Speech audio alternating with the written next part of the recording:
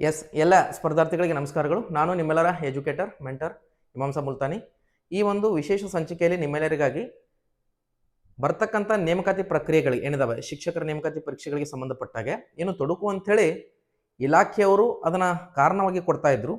ಆ ಒಂದು ತೊಡಕು ಇವತ್ತು ನಿವಾರಣೆ ಆದಂತೆ ಕಾಣಿಸ್ತಾ ಇದೆ ಅಂತಕ್ಕಂಥದ್ದನ್ನ ನಾವಿಲ್ಲಿ ನೋಡ್ಬೋದು. ಹಾಗಾದರೆ ಇದರ ಹಿನ್ನೆಲೆ ಏನಿತ್ತು ಅಂತಕ್ಕಂಥದ್ದು ಈಗಾಗಲೇ 2 ವಿಡಿಯೋಗಳ ಮುಖಾಂತರ ನಿಮ್ಗೆ ತಿಳಿಸಿದ್ದೆ. ನಾನು ಕೇವಲ ಇಲ್ಲಿ ಸಂದೇಶ ವಾಹಕ ಇರ್ತೀನಿ, ಏನು ಬಂದಿರುತ್ತೆ ಮಾಹಿತಿನ ಅದು ನಿಮ್ಮ ಜೊತೆಗೆ ಹಂಚ್ಕೊಳ್ತಕ್ಕಂಥದ್ದು. ಒಂದು ತಂದೆಯ ಆದಾಯವನ್ನು ಕೊಟ್ಟು ಆಯ್ಕೆಯಾಗಿರ್ತಕ್ಕಂಥ ಅಭ್ಯರ್ಥಿಗಳು, ಇನ್ನೊಂದು ಗಂಡನ ಆದಾಯವನ್ನು ಕೊಟ್ಟು ಆಯ್ಕೆಯಾಗಿರ್ತಕ್ಕಂಥ ಅಭ್ಯರ್ಥಿಗಳು. ಸೊ ಈ ಒಂದು ಅಭ್ಯರ್ಥಿಗಳಲ್ಲಿ ಇರ್ತಕ್ಕಂಥ ಅಭ್ಯರ್ಥಿಗಳ ಬಗ್ಗೆ ಇಲಾಖೆಯಲ್ಲಿ ಇರ್ತಕ್ಕಂಥ ಒಂದು ಗೊಂದಲಗಳ ನಿಮಿತ್ತ ಏನಾಗಿತ್ತು ಅಂದರೆ ಇದು ಏನಾಗಿತ್ತು, ಕೇಸ್ ಆಗಿತ್ತು ಅಂತಕ್ಕಂಥದ್ದು ಗೊತ್ತಿದೆ. ಈಗಾಗಲೇ ನಿಮಗೆ ಗೊತ್ತಿದೆ 21/3/2022ಕ್ಕೆ GPSR ನೇಮಕ ಒಂದು ನೋಟಿಫಿಕೇಶನ್ ಆಗುತ್ತೆ. ಸೊ ನೋಟಿಫಿಕೇಶನ್ ಆಗಿರ್ತಕ್ಕಂಥ ಸಂದರ್ಭದಲ್ಲಿ 21 ಮತ್ತು 22 ಮೇ ತಿಂಗಳಲ್ಲಿ ಏನಾಗುತ್ತೆ ಅಂದರೆ ಎಕ್ಸಾಮ್ ಆಯ್ತು. ಸೊ ಎಕ್ಸಾಮ್ ಆಗಿ ತದನಂತರದಲ್ಲಿ ಒಂದು ತಾತ್ಕಾಲಿಕ ಒಂದು ಪಟ್ಟಿಯನ್ನು ಏನು ಮಾಡ್ತಾರೆ, ಬಿಡುಗಡೆ ಮಾಡ್ತಾರೆ ನವೆಂಬರ್ ತಿಂಗಳಲ್ಲಿ. ಸೊ ಬಿಡುಗಡೆ ಮಾಡಿ ಅದರ ಅನ್ವಯ ನೇಮಕಾತಿ ಆದೇಶವನ್ನು ಕೊಡ್ತಕ್ಕಂಥ ಸಂದರ್ಭದಲ್ಲಿ OBC ಪಟ್ಟಿಯಲ್ಲಿ ತಂದೆ ಆದಾಯವನ್ನು ಕೊಟ್ಟು ಆಯ್ಕೆಯಾಗಿರ್ತಕ್ಕಂಥ ಅಭ್ಯರ್ಥಿಗಳು, ಮದುವೆ ಆಗಿದ್ರೂ ಕೂಡ ತಂದೆ ಆದಾಯವನ್ನು ಕೊಟ್ಟು ಆಯ್ಕೆಯಾಗಿರ್ತಕ್ಕಂಥ ಅಭ್ಯರ್ಥಿಗಳ ಒಂದು ಏನಾಯ್ತಂದ್ರೆ ಅವ್ರನ್ನ ಹೊರಗಿಟ್ಟು ಏನು ಮಾಡಿದ್ರು ಅಂದರೆ ನೇಮಕಾತಿ ಪಟ್ಟಿಯನ್ನು ಮಾಡಿರ್ತಕ್ಕಂಥದ್ದು.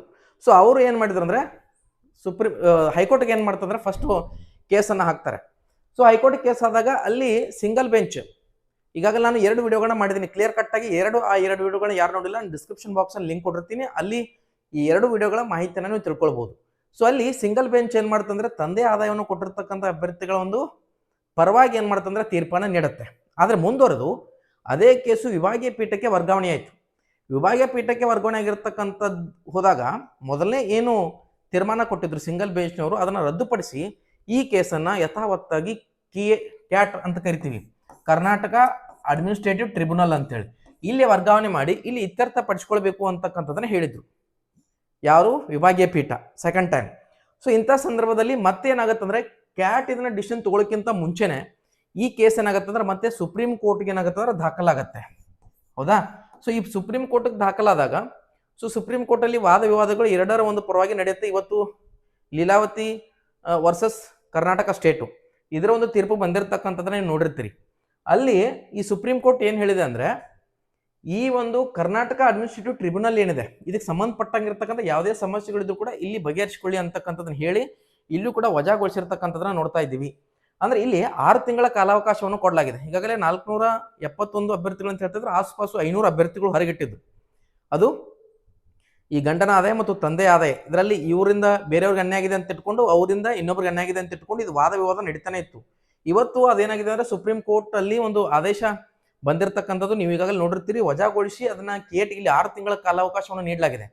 ಈ 6 ತಿಂಗಳಲ್ಲಿ ಇವ್ರು ಏನು ಮಾಡ್ಬೇಕಂದ್ರೆ ಈ ಸಂಬಂಧಪಟ್ಟಿರ್ತಕ್ಕಂಥ ಈ ಒಂದು ಏನು ಇಶ್ಯೂ ಇದೆ ಅದನ್ನ ತಂದೆಯ ಒಂದು ಜಾತಿ ಆದಾಯ ಪ್ರಮಾಣ ಪತ್ರವನ್ನು ಕನ್ಸಿಡರ್ ಮಾಡಬೇಕು ಅಥವಾ ಗಂಡನ ಜಾತಿ ಆದಾಯ ಪ್ರಮಾಣ ಪತ್ರವನ್ನು ಕನ್ಸಿಡರ್ ಮಾಡಬೇಕು ಅನ್ನೋದು ಇವರು ಡಿಸೈಡ್ ಮಾಡಬೇಕು ಅಂತಕ್ಕಂಥದ್ದು ಈಗಾಗಲೇ ಸ್ಪಷ್ಟವಾಗಿ ಇವತ್ತು ಹೇಳಿದ್ದಾರೆ.